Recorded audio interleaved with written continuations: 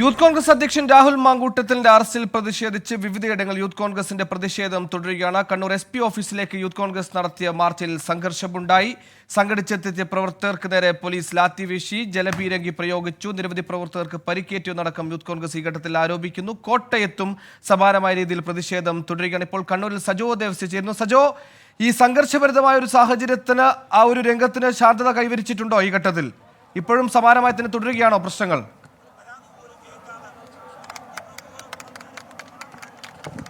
സുഹൈൽ, സംഘർഷത്തിന് ഇപ്പോൾ അയവ് വന്നിട്ടുണ്ട്. നമുക്ക് പിന്നിൽ പോലീസ് ഇപ്പോഴും ഇവിടെ തന്നെയുണ്ട്. ഫോഴ്സ് പിന്മാറിയിട്ടില്ല. അതേസമയം പ്രവർത്തകരെ, നല്ലൊരു വിഭാഗം പ്രവർത്തകരെ ഇതിനകം പോലീസ് കസ്റ്റഡിയിലെടുത്ത് അറസ്റ്റ് ചെയ്ത് നീക്കിയിട്ടുണ്ട്. ഇവിടെ സമരം പ്രവർത്തകർ അവസാനിപ്പിക്കുകയാണ്. അവർ മറുഭാഗത്തേക്ക് മുദ്രാവാക്യം വിളിച്ച് പോവുകയാണ്. ഇതിനിടെ ഗുരുതരമായ ആരോപണങ്ങളാണ് യൂത്ത് കോൺഗ്രസ് ഉന്നയിക്കുന്നത്. വനിതാ പ്രവർത്തകരുടെ ഡ്രസ്സ് വലിച്ചു കീറി ക്രൂരമായ ലാത്തി ചാർജ് നടത്തിയ ഒരു പ്രവർത്തകന്റെ കഴുത്തിനെ കുത്തിപ്പിടിച്ചു, വലിയ തോതിൽ പരിക്കേറ്റു.